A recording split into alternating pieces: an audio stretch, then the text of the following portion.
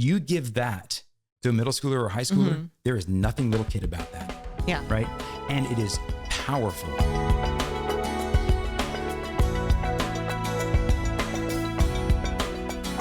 Talk about teaching older kids to memorize, especially if they have not been taught to memorize as young children. Well, and I think there's actually even another hurdle as well as that. I mean, you're right. I mean, it does get harder as you get older in some sense. We're always going to memorize. Okay. You're always going to memorize. There's Sure. This is how we learn. I mean, there's a level where you have to memorize stuff. And we just do. Even if we're not terribly good at it, we still memorize things. Yeah. I mean, we memorize roads when we move to a new town and memorize the laws of the road and things like that. So absolutely. I mean, if you're a teenager and you see someone of the opposite gender and you're kind of like, I think they're pretty nice. I bet you know their name pretty quick. You know what I mean? You memorize stuff, right? I mean, like we all do. If we want to, we memorize things. Right. Yeah.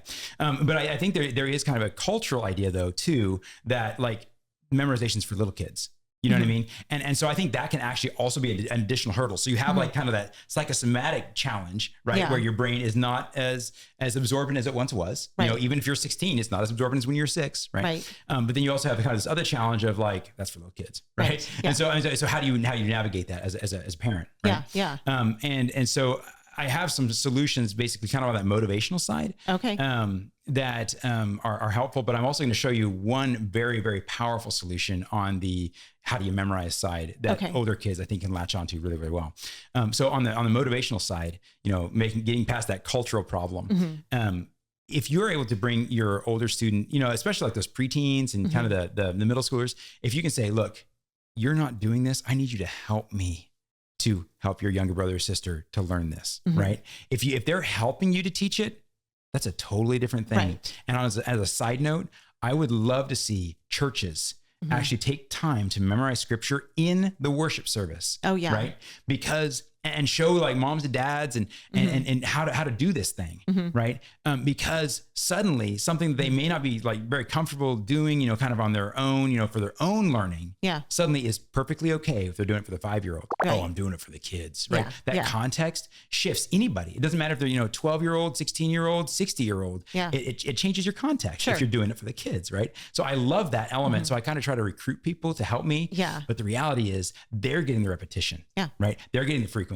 They're getting the duration, whatever. And so they're learning it, even if they aren't, or they're taking it in, even if they're not realizing that's what's going on. Right. So that's kind of on a motivational side. But you can challenge students to kind of go to the next level. You can do that through either motivational techniques, like saying, you memorize this and you get a prize, you get to go out with your friends to a pizza party or, whatever you're going to do. I mean, that can, get some kids motivated.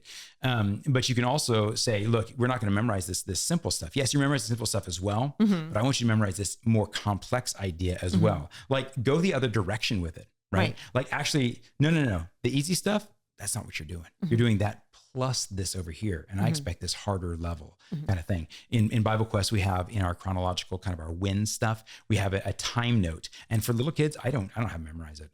I've never had a little kid memorize it. It's just too technical. It's too complex. An older kid, if they could like spout back to you when the patriarchal period was, that's kind of awesome. Like that, then that's kind of amazing. And that is next level, that they're able to now engage in a higher level of conversation. Right. So I'm gonna have them memorize something that's of a higher, value and more complexity.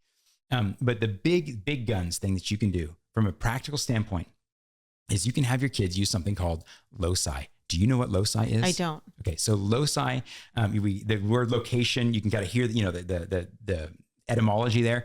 I'm not sure how it exactly got to location, but basically loci is all about making locations in your brain and filling them with valid information that you want to remember. Okay. So like if you kind of close your eyes and you imagine your house, right? So go ahead and close your eyes. Imagine your house. All right. Now we're going to be learning Genesis 1:1. Okay. You're walking into your house. I want you to imagine, do you remember that big room that you have there, that kind of living room area?